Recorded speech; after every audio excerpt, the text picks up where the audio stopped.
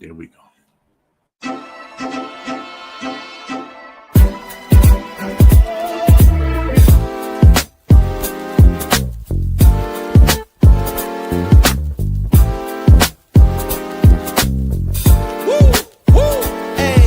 It's been a long time and I miss this feeling. It feels like freedom, it feels like healing. Floating off the floor, past the ceiling. The wind in my hair, I can see the light at the end of the tunnel as I'm taking flight.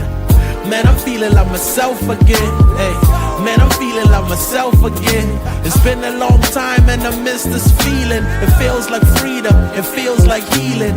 Floating off the floor, past the ceiling. The wind in my hair, I can see the light at the end of the tunnel as I'm taking flight.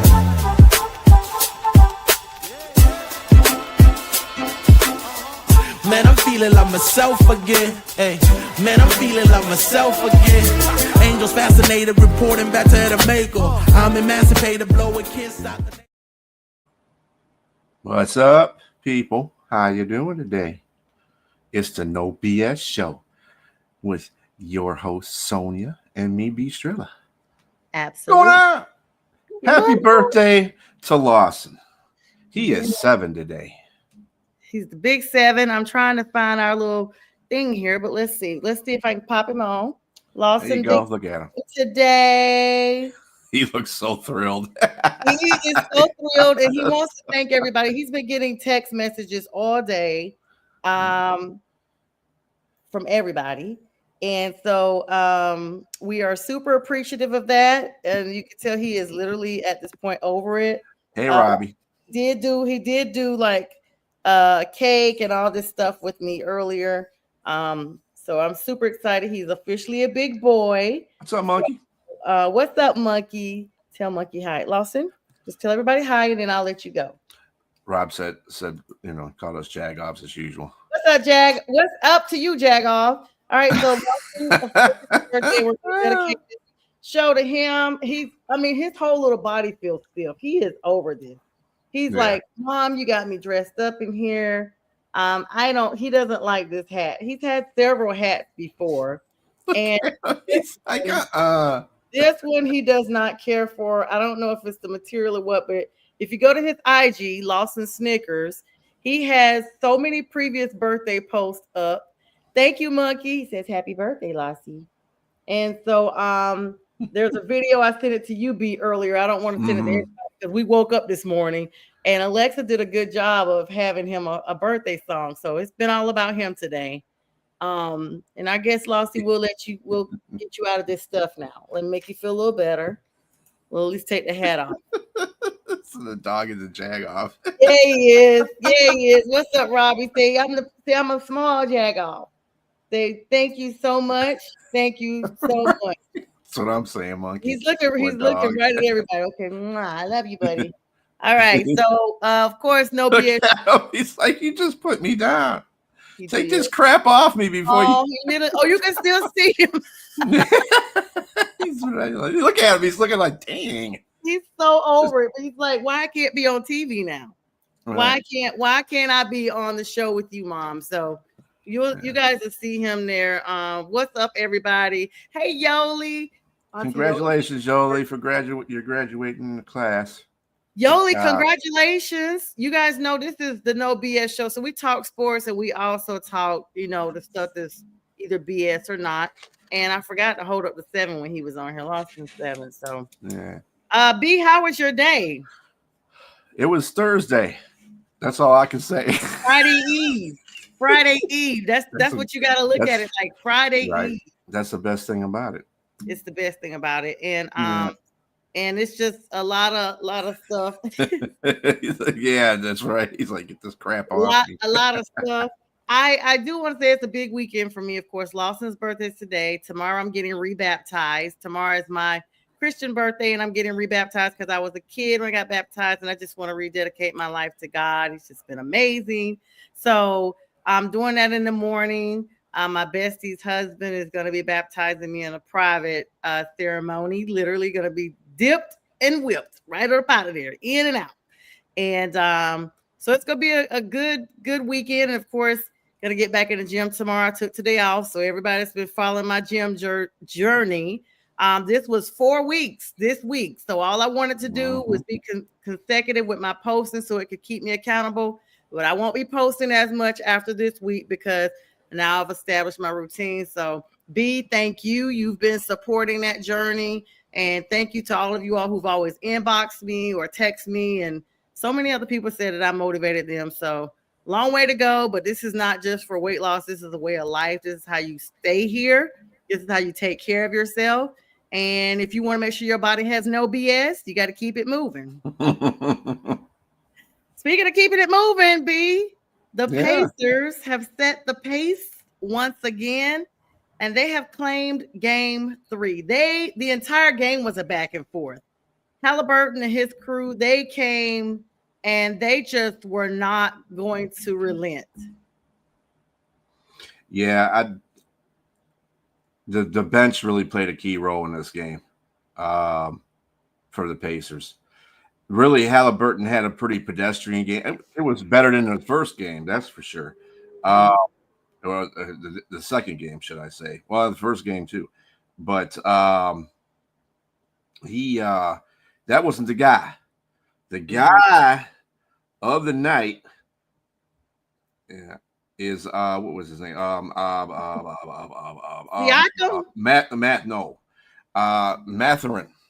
Yeah, Matherin, Canadian. Game high 27 points. Yeah, off the bench. The bench played really well for Indiana. So I mean, they all the starters were okay. Of course, Halliburton did his point share. Siakam did his point share, but really the starting five wasn't the greatest. But the bench was just played really well. Lights out. Yeah, they really did. They really did. I mean, were you surprised at all? I was surprised that the bench came out and played the way that they did for Indiana. And really everybody played pretty. Shea Butter didn't have a really good game. I mean, 24 points is not a good game in my opinion. He's got to be scoring like 32 points a game. He was Shea shallow. Yeah, he was Shea shallow. He was Shea Butter without the butter. He was just Shea. Yeah, just Shea from the hood. Jalen Williams had 26 points, so he didn't have a bad game. But their bench was like non-existent. So, and that's pretty tough for Oklahoma because they usually have a pretty good bench. Yeah. So. I don't know. They have this big thing now that if you win the third game, that you are pretty much going to be in there. Like you're going to win it. Do you agree with that? No. What's up, Other Sports?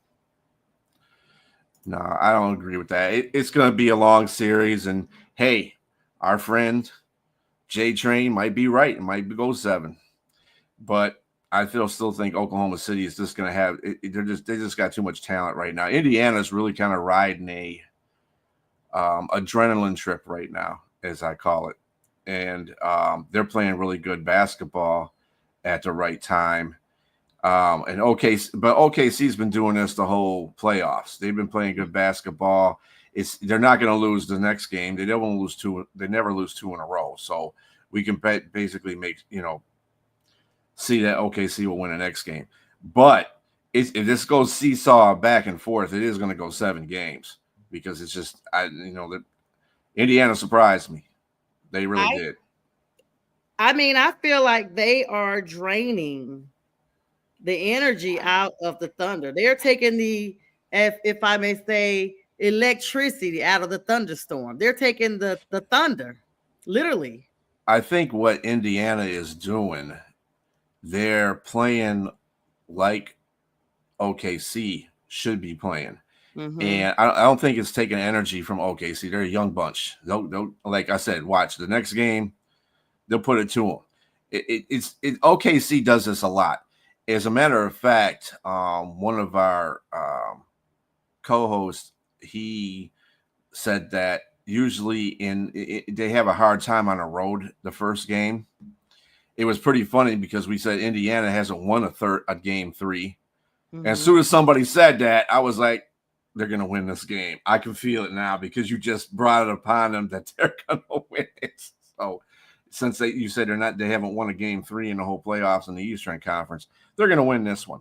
So OKC will come back, probably with a vengeance like they usually do. But it's going to see how many headshots they can take because Indiana's punching right now. This is a heavyweight battle right now. And Indiana's throwing some licks. So I mean, but this is the thing. This is how do you lose a fight? You get worn out. If both opponents can fight, it's who's got the most energy, who's going to wear down the other one the most. And so if you're saying that, and you're talking about the punches now, Indiana, in my opinion, seems like they've gotten a late spark, honestly. Like I said, it's still early in the series. It's only game 3. And people will say it's funny because it's like every time somebody does something really early in the series, all of a sudden it's up for grabs. Oh man, it's gonna do this. Indiana can come back and win the next 3 games, the next 3 games, and in the next 2 games and take it out. So I mean, it's just.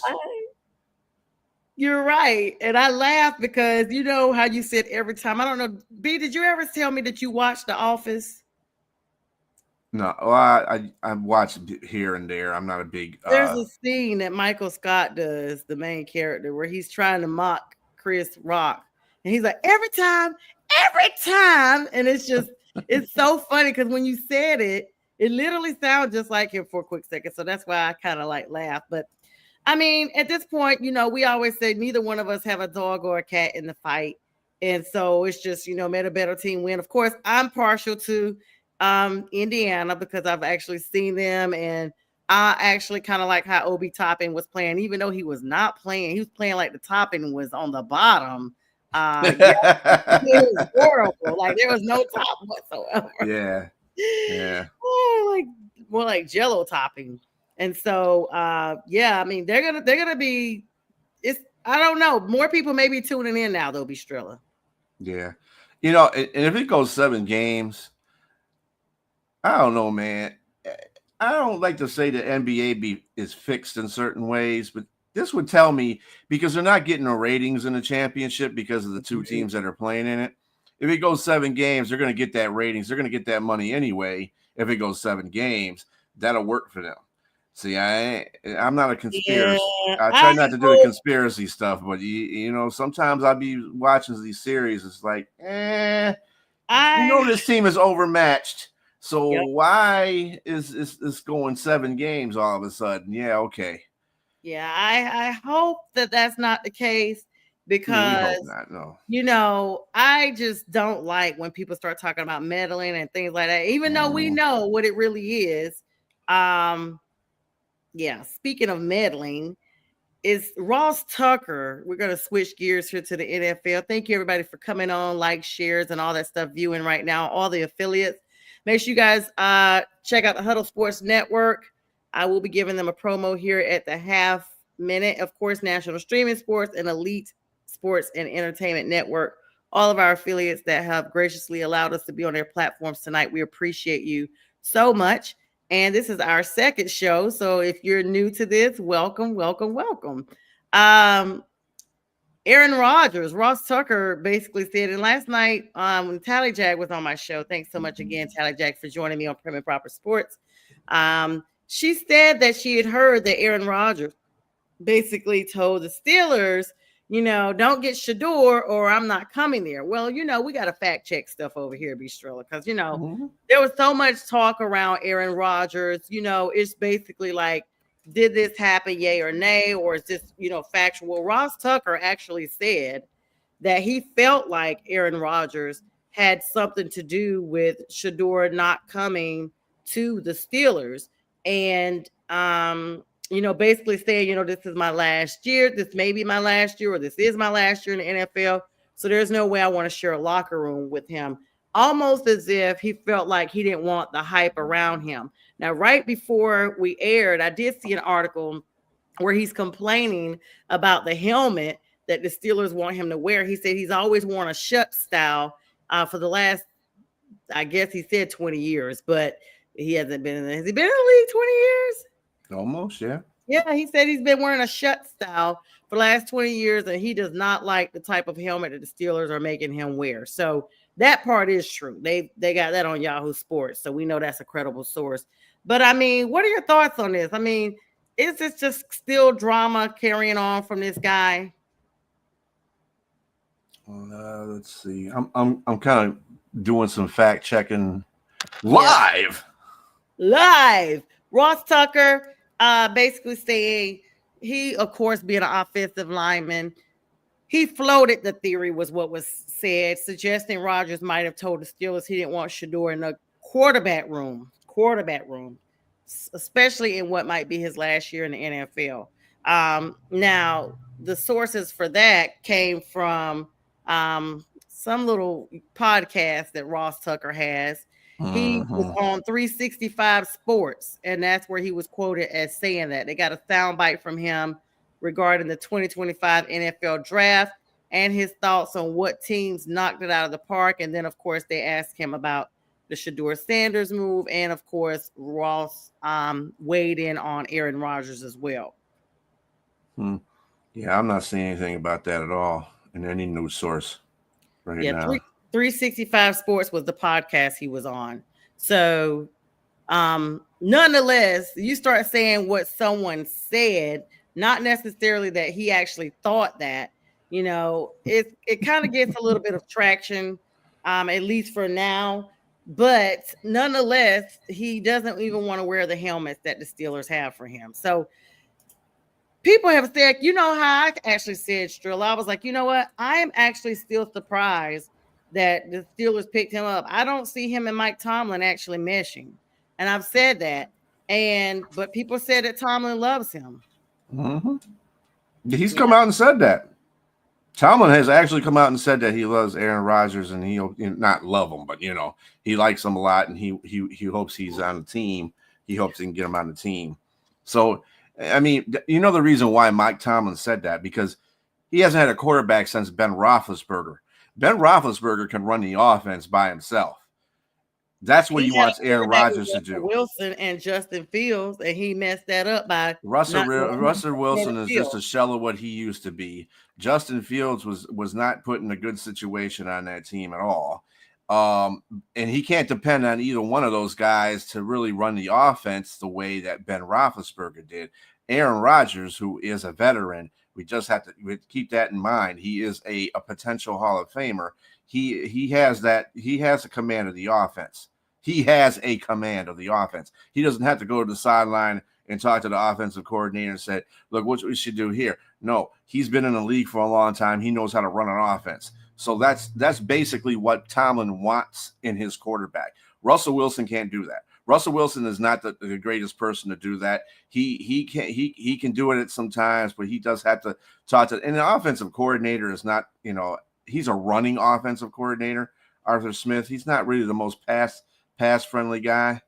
But in this case, I mean, this is an offensive coordinator's dream. If you think about Aaron Rodgers as a player and not all the BS that surrounds him. Yeah.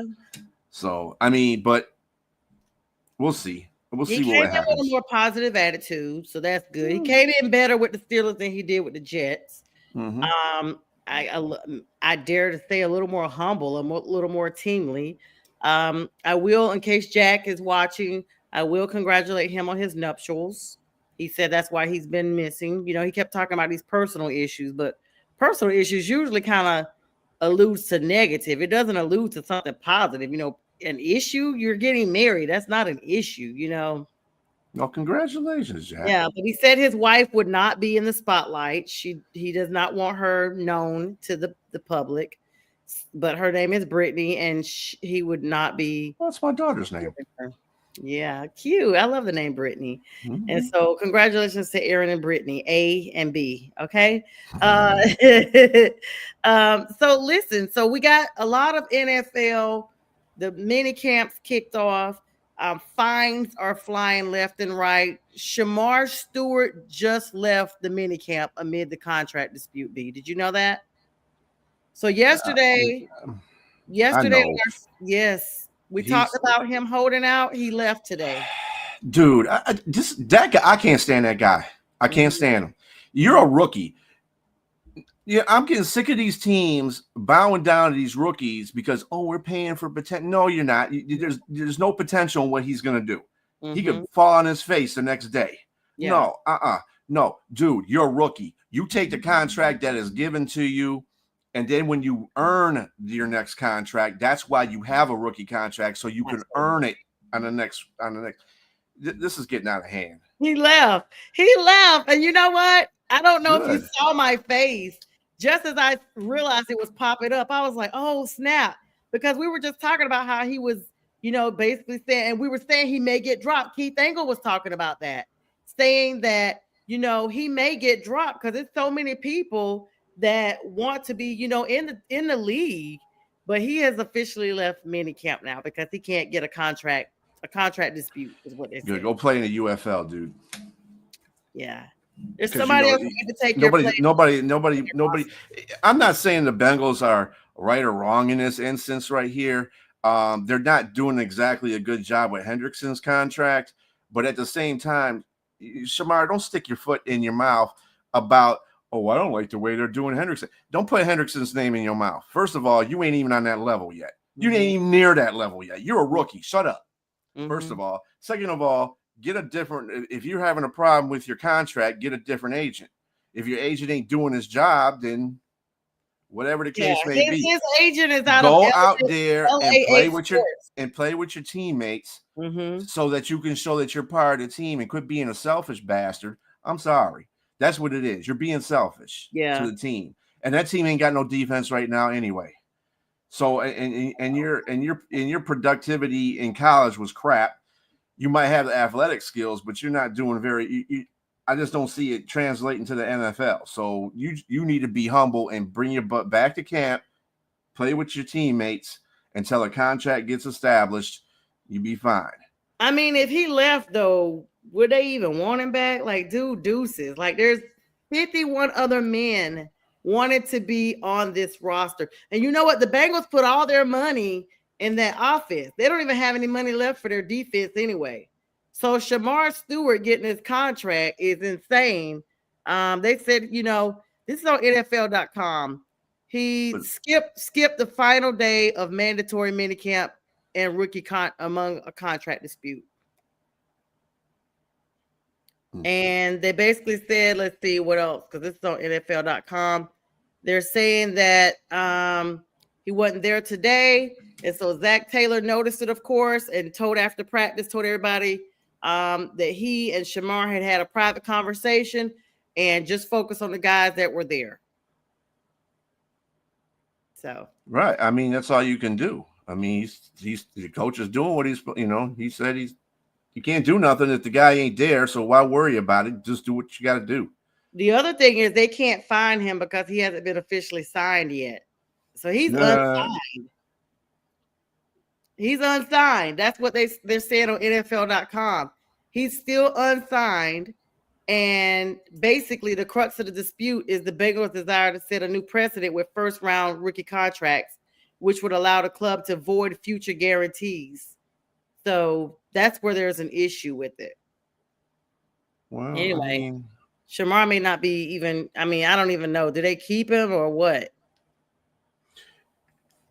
If I was the Bengals, regardless of how I changed the contract, you're still a rookie, and you still have to prove stuff in the NFL. And you might not like it, but play your behind off for the next 3 to 4 years, and then you'll get a better contract, a much whopping better contract if you do really well. Don't sit there and complain about it. Don't show up for mandatory and be lost in space after that. No, dude, that's not how you do things. And that's what does not endear you to any other NFL team. I'm gonna tell you right now, and every NFL team out there is looking at this right now. Yep. And they're saying, so this guy is not going to show up to mandatory. He's going to get lost. Nobody can find him. And he said he want to be redrafted. Kevin stated he want to be redrafted. He can be redrafted all he wants to. Who's going to redraft him? Cincinnati was the only one that and he's out there on social media now. That's the thing, B. Yeah. Every time something goes down, people run to social media and put it out there like, look at the draft with Dion and Shador and all them putting during the draft. Yeah, this ain't nothing but the devil and stuff like that. And when teams are seeing this, so Shamar has already put it out there that the Bengals just want to win arguments more than anything else. Yeah, he's had that one out. You don't even come back. Find you somewhere else to play. You don't even have to come out with that type of energy. I know, right? Go play somewhere else. Yeah, so of course, mini camps going down. Of course, you and I talked before we started our live tonight. T-Mac got banged in the leg by a defensive back in Carolina, but did he take the field today to practice? I don't know, did he? You're a Carolina Panther girl. I seem to think he's fine. I'm more concerned. Everybody's fine at this point. People are running around there hobbling and everything like that. Yeah, but what was your point for? I was reading what Kevin said, and Kevin, you know what? I don't agree with that. Kevin, who? Monkey. Oh, Monkey. Okay, yeah. I was like, I know Kevin. He said he has a point not wanting to sign. No, he doesn't have a point. He's a rookie. He's shown nothing in the NFL. He's shown nothing in the NFL I don't care what the Bengals do. Mm-hmm. Earn the contract, okay? If you want to play football, earn a contract, or go somewhere else and play. Go to UFL and play. I mean, dude, I'm sorry. I have no rookies should be just blessed the reason they're in the NFL, that they got picked by a team. Whether you're good or not, that's from college. You have to transition over to the NFL, which is a much harder transition than any professional sport, really. Because you don't have that transition in college basketball to the pro. You don't have that transition from amateur hockey to pro hockey. And baseball is the same way. The NFL is definitely a higher transition from college to pro than any other sport. So I don't understand why he thinks he needs to be above everybody else, regardless of what Cincinnati does. Yeah, it definitely is. And with that, let's transition real quick to this Huddle Intro Sports shout out. We'll be back with your comments and more NFL talk right after this. Yeah, yo, it's game time. Ain't no messing around. Huddle Sports Network, the best in town. From NFL rumors to the latest trends, we got all your sports. Just tune in, my friends. Catch us on Roku, Fire Stick, take your pick. Facebook, YouTube, where the action's slick. Daily shows that drop like a bomb. From 10 to 11, it's Ken and Ken. Stay calm. Huddle up, catch the vibe, feel the rush. Get your news, get your fills in the clutch. Over 27 podcasts, we breaking it down. Join the team, Huddle Sports, wear the crown. Live every weekday, it's how we roll. Lions Talk with Jeremy B, we taking a stroll. From 11 to 12, don't miss a beat. We break down the game, make the info sweet. The Daily Huddle Podcast, noon to 1. CST Zone, we're just having fun. Toss your doubts, we bring the facts. Tune into the Huddle. Introducing National Streaming Sports, live and on-demand sports talk programming that you can access 24/7. For the premier sports talk experience, tap into our Roku channel. Start your mornings with Mac and Jack covering all the weekend sports action. Then pour a cup and enjoy all the sports you can drink on the Coffee and Sports podcast. At midday, talk sports from east to west on the Coast to Coast podcast. Followed at night by some hot girl talk with Prim and Proper Sports featuring Sonja Pearson. Talk boxing on the Gloved Fist. Yankee fans tune in for Start Spreading the News. And there's more on the College Sports Huddle and Sports Scope with Robert Butler. There are 20 podcasts in all and 70 weekly shows, giving us a 3.4-star viewer rating. To find us on Roku TV, search for National Streaming Sports on the Roku search bar. Click on the logo and you're in. National Streaming Sports, live and on-demand sports talk for America.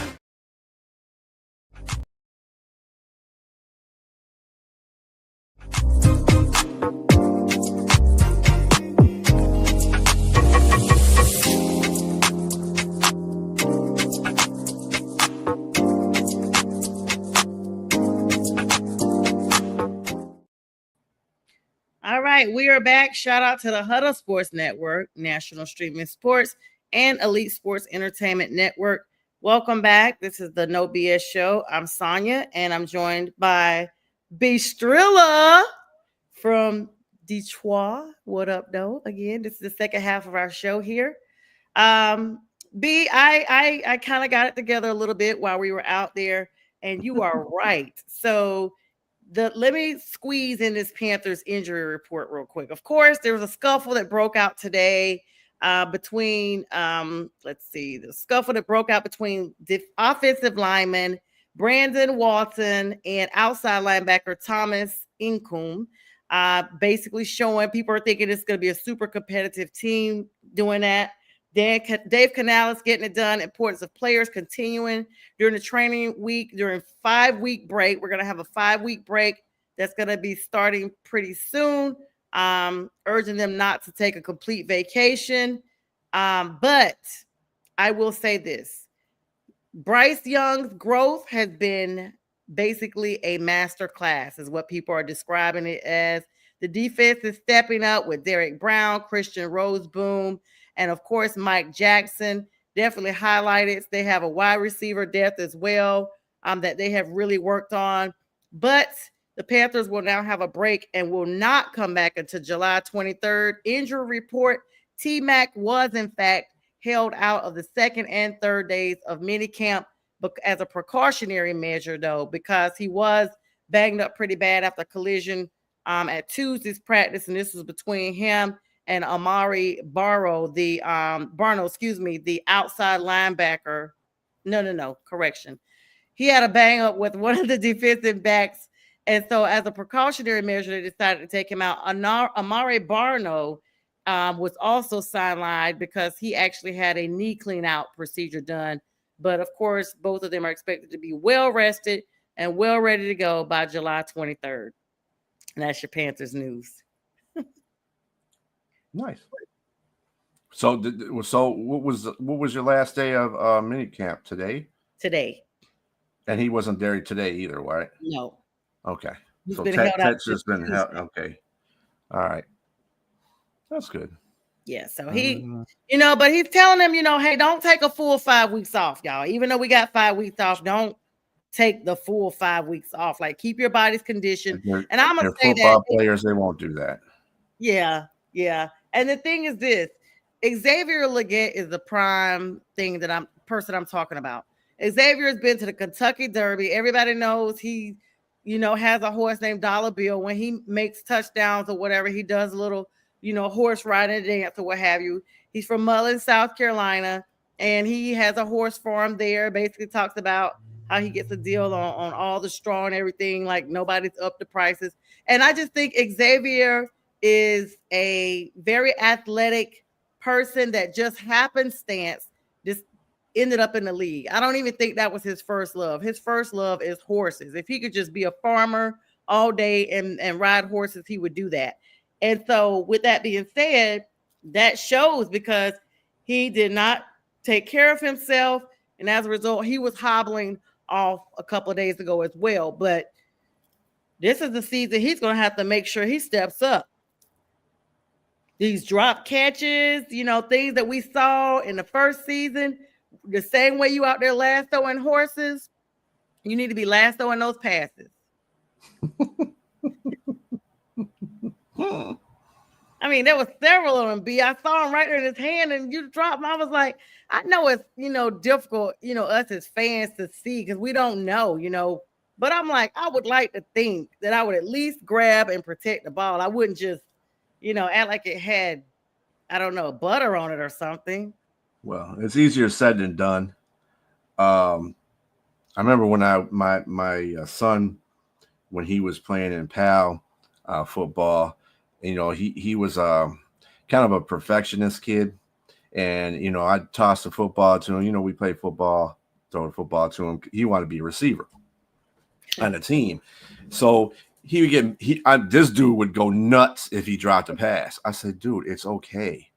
I said, there's people that get paid lots of money and they drop passes. So you ain't the first one. Just look the ball into your hands. Just don't think about it and just catch the ball. if you put too much thought into it, you're going to drop the pass, and that gets in your head. So I think that's what it's a mental thing for a lot of receivers when they drop passes. It's just they're thinking too much of catching it and not enough to, actually catch the ball, because they're thinking, oh my God, I got to catch the ball. Just catch the ball. Don't even think anything about it. Just don't put that in your head. It's something that you do. It's like breathing. That's what you think of it as. And maybe that's what's going on with him. So maybe Xavier just needs to put, and my son is named Xavier too. Oh, wow. So spelled the same way. And so I mean he's just gotta just learn to catch the ball. I mean, get it out of his psyche. I mean, you got drafted and you're on a team because you have a dynamic skill set. So you're in the NFL. Don't let the big show get to your head. Catch the ball. If you drop a ball, don't get down on yourself. Just make sure you catch it the next time. And anybody will tell you that. Quarterbacks, coaches, anybody. Don't get down on yourself. You drop a as infrequently as it happens with Amon St. Brown, he drops a ball. He don't get mad about it. He dropped the ball. He just goes back out there and catches another one. That's all. That's why he's on a jugs machine. He catches 101 balls every time he gets in practice. He does that before he goes back in. So, I mean, and those are people that are dedicated to their profession. And I think maybe if Xavier's having a hard time catching the ball, then maybe he needs to do the same thing. You know what I'm saying? So, yeah, I mean, he'll be fine. The skill set, it's kind of like everybody's talk about these make or break seasons. And let's be clear, Bryce is definitely on that plan. Like, this has to be Bryce's breakout year. He has to come in with the same momentum or higher than he left out with. There's no room for regression. Of course, we're opening our season against the other Cats, the Jacksonville Jaguars, September 7th. And again, thanks to Tally Jag.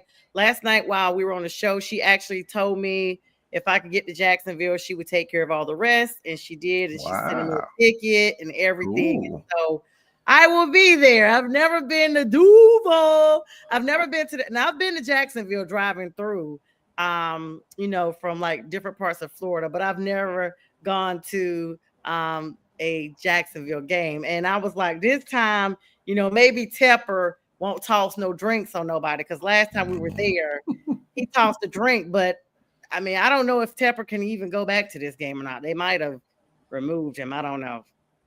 But he just got to grow up a little bit. That's all. Make sure you paint yourself up. Don't let the Jags outperform you now. You gotta go there showing some spirit.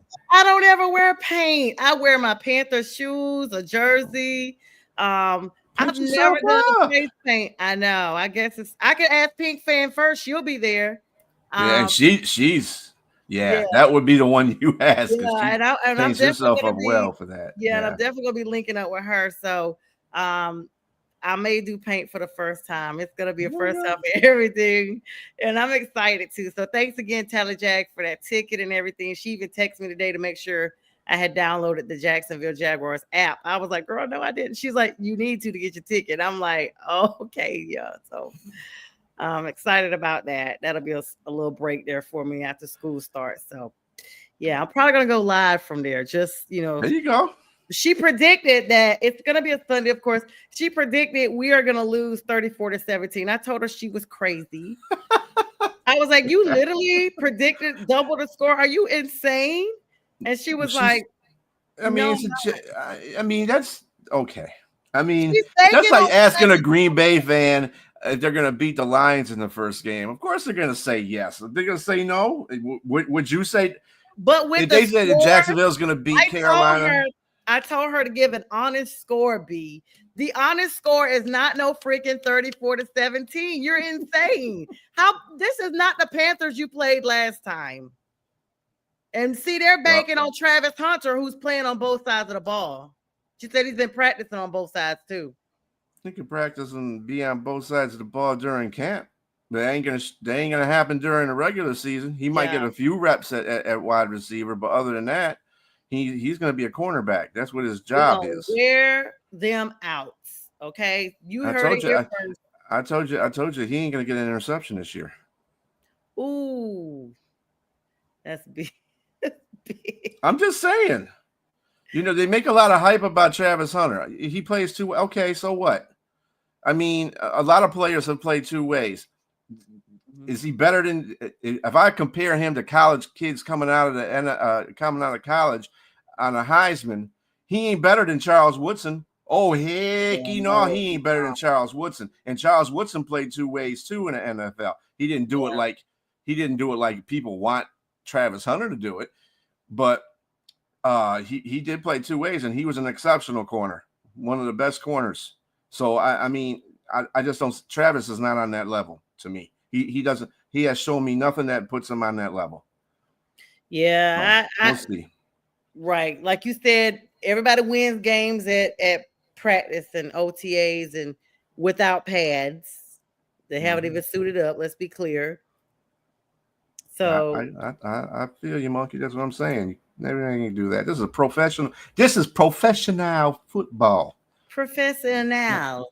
Yeah. So football. What do you think about the? Okay, so we already talked about Shamar Stewart bounced his butt up out. You still got T.J. Watt. That's so stupid.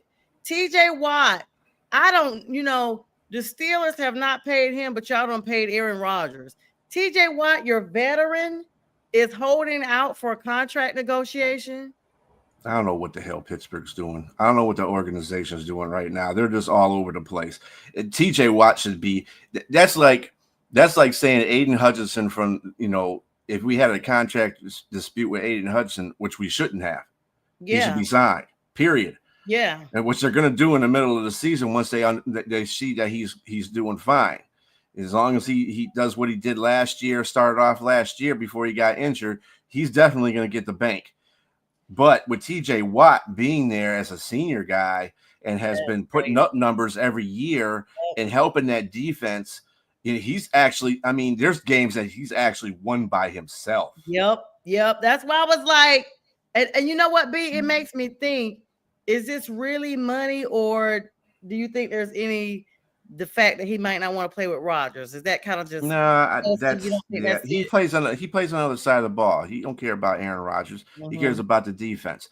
I don't think that's anything about. I think he needs to get paid. He saw Myles Garrett get paid, and I think he's actually better than Myles Garrett. He's got more sacks than that Myles Garrett. So definitely. It's Myles Garrett gets a lot of hype because he does a lot of different things too. But I think TJ Watt is a better player, as a better player. And that's like saying 1A and 1B, though, with Myles Garrett and TJ Watt. I don't understand this. Sign him. There's so many people going out, run rumors in the NFL right now where he could be traded to. The Lions are one of them, but I guarantee he ain't going to come here because they're not going to pay him that money. If he come to Carolina to help out AT, you got to pay him that money, though. That's a lot of money to pay. Yeah. Just like the Hendrickson. Hendrickson wants a lot of money, too. It's great. It's great. It's great on paper. It's great looking at it. And you see your whole defensive line. You say, oh, you add TJ Watt or Hendrickson to your line, Super Bowl. You expected to win the Super Bowl then. But the money that comes after that, you can give up draft picks. Draft picks ain't nothing. You can give up draft picks, but it's the money that comes after that.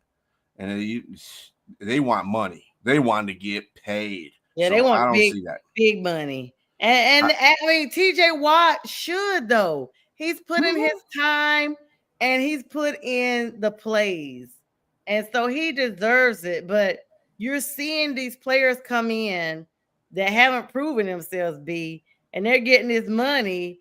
And like I said, it's so many competition. Like, if this person over here gets more money, then I'm gonna get more money. And congratulations to Monkey. You got Shaq Thompson. Good luck with the residuals.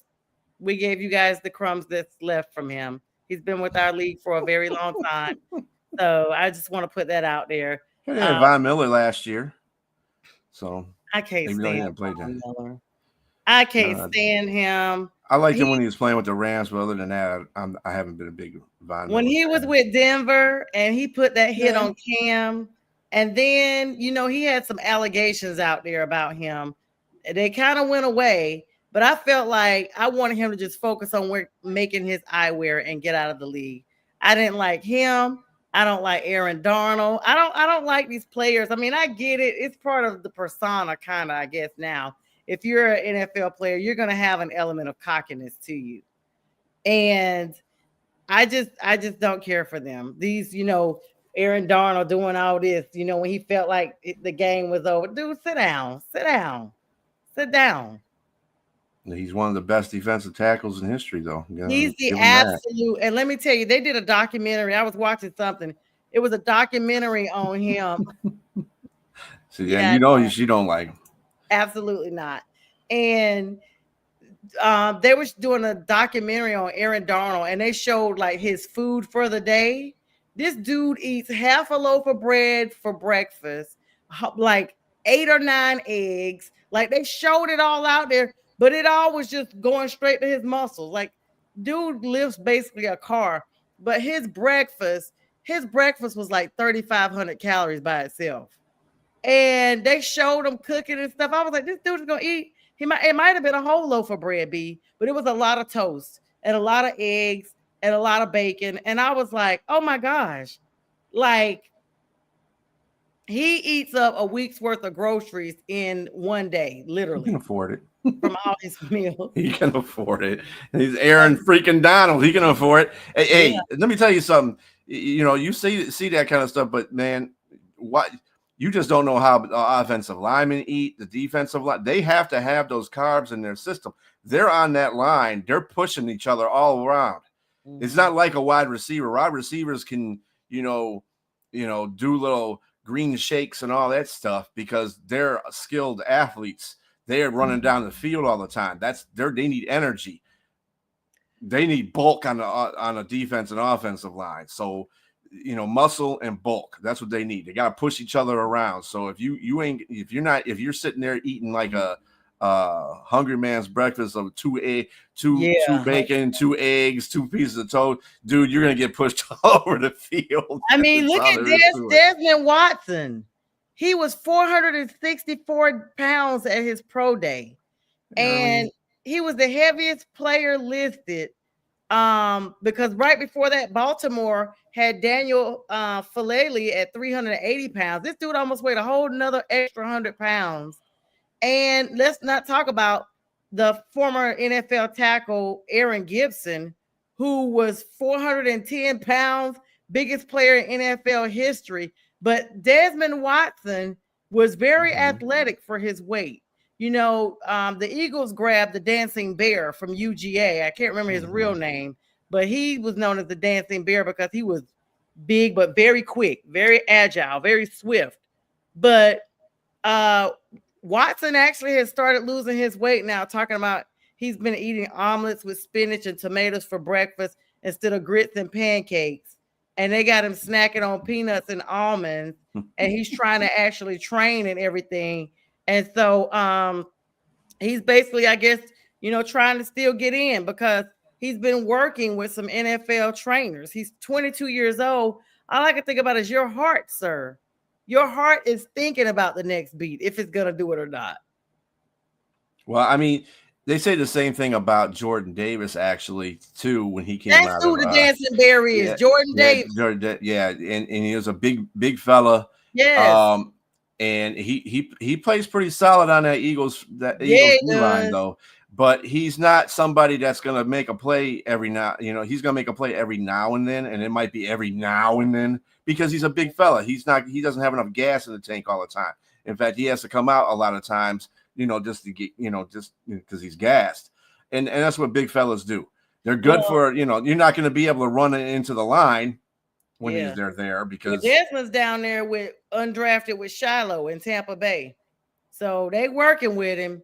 I guess they said they want to take a chance on him just because of his unique size and potential. So if he gets it, thank you, Monkey, so much for coming back with us. If he could, spinach and omelets, I know his body is in straight shock from pancakes and grits. Like just thinking about that, when we get off the show, I might have to go make. I'm just thinking about him running on the field and he gets lightheaded. Somebody give me a chocolate bar. Somebody go get me a 12 pack of Krispy Kremes. He'll be a perfect guy for the candidate for a commercial for Snickers. You know, Yes.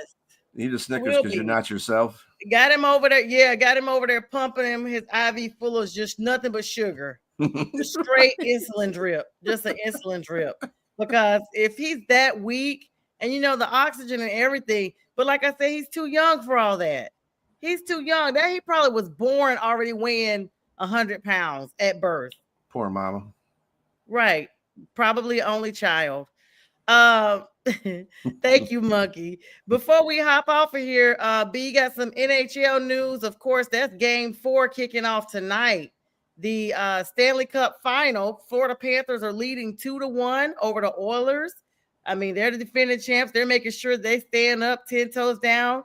This game is going to be, believe it or not, in Sunrise, Florida. So stupid. I mean, hockey in Sunrise, Florida in June is just an oxymoron. Hey, Emirates Bank Arena. Can't tell them nothing because they're a Stanley Cup champion, so you can't really tell them nothing. And they're in another Stanley Cup again. Yep, so. And they're ready to wrap it up. 6-1 victory in game 3 is insane.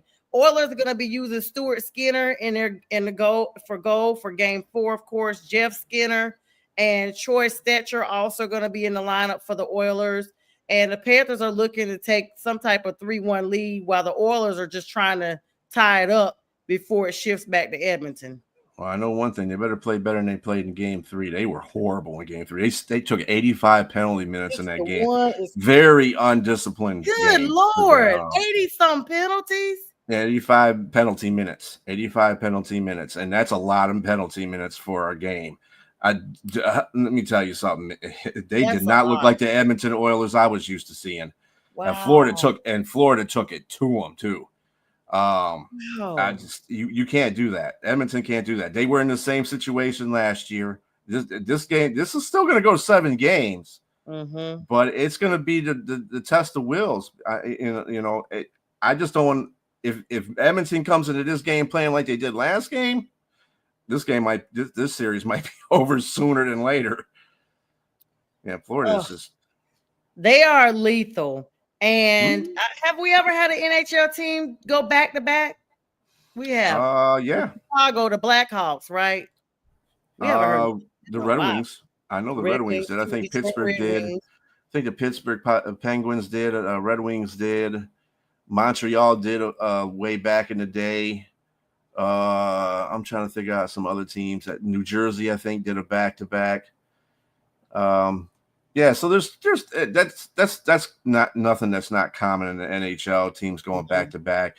But what's really kind of not common is the 2 same teams being in it in the Stanley Cups. Crazy. So Edmonton should learn, hey, we messed up last year and we took it to 7 games. We don't need to do that, and they're not showing that they've learned anything.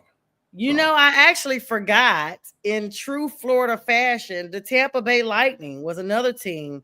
They won in 2020, beating the Dallas Stars, and they beat the Montreal Canadiens in 2021. So they in fact had a three-peat, but they almost did, but they lost in 2022 to the Avalanche. So I forgot about that. Yeah, that's commonplace more in hockey than it is in any other sport. You don't see NBA doing that too much. That's a rarity too. In football, unless you're the Patriots this century or the Cowboys the last century, or even Pittsburgh the last century, the last couple decades before this century, yeah, you could see that, but it's really rare for a lot of other teams. Hockey is pretty easy. Yeah, because you keep the same lineup. If you get better, I mean, Florida got Brad Marchment at the trade deadline. That was the greatest trade ever. Yeah, and speaking of the trade, the Rangers traded their veteran forward Chris Kreider today to the Anaheim Ducks for prospect Kerry Terrence and a 3rd-round pick in the 2025 NHL draft, which will be coming up shortly after the Stanleys wrap up. And the Rangers also sent 4th-round pick to Anaheim as well for a pick in the 2025 draft. The Bruins introduced Marco Sturm as their new head coach, so congratulations to him. And Dan Muse is definitely eager to work with the leaders as a new coach for the Pittsburgh Penguins that we talked about. So welcome to him. Scott Cates got a 4-year, $16 million contract with the Flyers.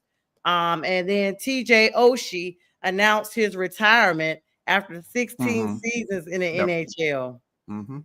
Yeah, he said he was going to retire, so that doesn't come as a shock. But and it's sad, but a lot of these players are pretty good players that are retiring now. So that came up when I was watching hockey at a real good pace because of the Red Wings. I'm one of those fans. Yes, I am. Anyway, so I like hockey. I like hockey. Red Wings made me enjoy hockey a lot. But once they started fading out of the picture, I kind of it's kind of like basketball in the same sense too. The Pistons are doing good. Basketball was good probably up to about 2010. And that's basically when the ratings dropped off to 50% for NBA because the rules changed. There's no defense being played. Many rules. Your boy was shooting threes, so everybody else thought, oh, well, if he can do it, I can do it. And so that's what all they went, But he's the man. Yeah, that's everybody champ. He's the Michael Jordan of the 3-pointer. That's what I call him. And it's just like people trying to be like Mike. There's only one Michael Jordan. There's only one Steph Curry. So did you see that shot he made from the tunnel that went in? He does that all the time. Dude, that's the thing that people don't understand. He does that all the time. How is your precision from the entire court, not half court, not the 3-point line?